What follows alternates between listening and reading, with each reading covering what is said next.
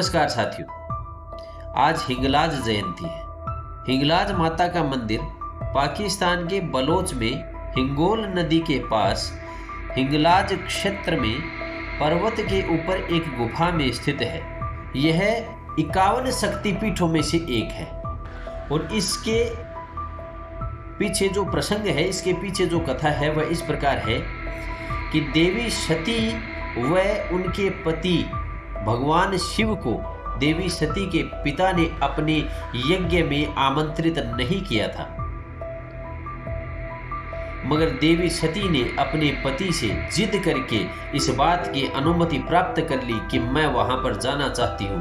तब शिव ने कहा कि आप वहां पर जाना अगर चाहती हैं तो मैं रोक नहीं सकता हूं आपको, मगर आपको वहां पर जाना नहीं चाहिए।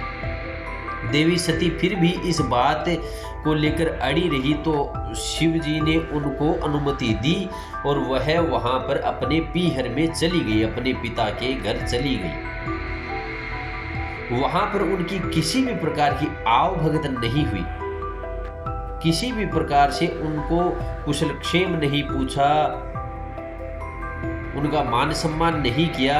इस कारण से उनकी अपने पिता से जिद बहस हो गई और उनके पिता ने कहा कि हमने तुमको बुलाया भी नहीं, तुम बिन बुलाए मेहमान हो।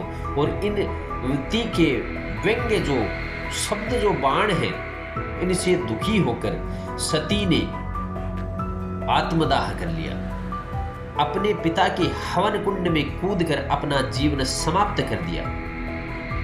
और शिव को जब इस बात का पता चला तो वह बेहद दुखी हुए और उन्होंने अपने ससुर का सर धड़ से अलग कर दिया और बाद में उनको बकरे का सिर लगाया गया। शिव इस दुख के कारण से, इस दुख से व्यथित होकर अपनी पत्नी सती के शरीर को अपने कंधे पर लटकाकर वह तीनों लोकों में घूमते रहे और तांडव करते रहे और वह शोकाकुल हो गए थे। और उनके इस प्रकार से तीनों लोकों में विचरण करने के कारण से तीनों लोकों में एक अलग ही माहौल पैदा हो गया था और सभी इस बात से दुखी हुए, सभी इस बात से परेशान हो गए कि भगवान शंकर आखिर यह क्या कर रहे हैं। वह शोक में इतना मग्न हो गए थे, वह शोक में इतना डूब गए थे कि वह तांडव करते हुए पूरी पृथ्वी को उन्होंने हिला कर रख दिया था। तब देवताओं ने विष्णु भगवान से प्रार्थना की और उनको कहा कि प्रभु आप ही कुछ कर सकते हैं, आप रोकिए कैसे भी करके भगवान शंकर को। वह जो तांडव कर रहे हैं पृथ्वी पर, तीनों लोकों में भूचाल आ गया है, आप रोके, अन्यथा समस्त तीनों लोकों का नाश हो जाएगा।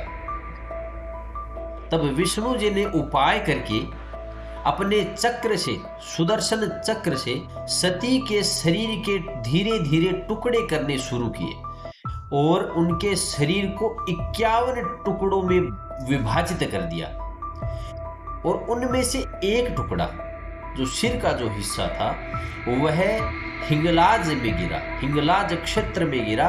इस कारण से वह 51 शक्तिपीठों में से हिंगलाज माता के नाम से जानी जाती है। और जब सती का संपूर्ण शरीर का वजन जो था वह शिव के कंधे से नीचे गिर गया और उनके कंधे पर किसी भी प्रकार का वजन नहीं रहा, तब शिव उस दुख से उबरे और वह शांत हुए। कहा जाता है कि हिंगलाज क्षेत्र में सभी शक्तियां रात्रि में एकत्रित होती हैं और एकत्र होकर रास रचाती है एवं दिवस उपरांत वह सभी हिंगलाज माता के अंदर समाहित हो जाती है। इस मंदिर की देखरेख मुस्लिम समाज ही करता है।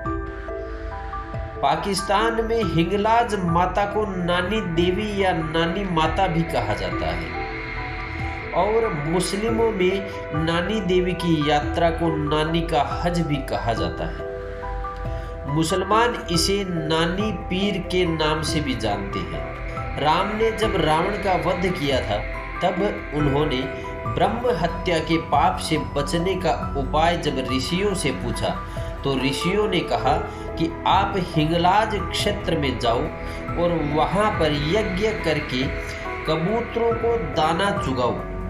तब उन्होंने वैसा ही किया और उन्होंने ग्वार के दाने हिंगोल नदी में डाले और वे दाने ठूमरा बनकर उभरे और उन्हें ब्रह्म हत्या के पाप से मुक्ति मिली।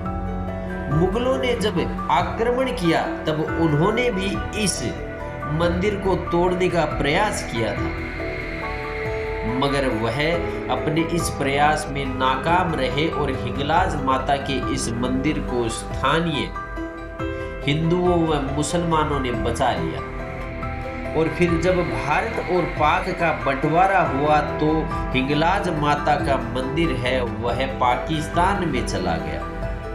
तब आतंकवादियों ने भी कई बार इसको तोड़ने का प्रयास किया, मगर वह भी असफल रहे। तो यह हिंगलाज माता हिंदुओं और मुसलमानों में दोनों में ही बराबर रूप से पूजनीय है, या यह कहें कि मुसलमानों में कुछ यह ज्यादा ही पूजनीय है। मुसलमान इसे नानी का हज भी कहते हैं और हज उनके लिए सबसे बड़ा तीर्थ होता है।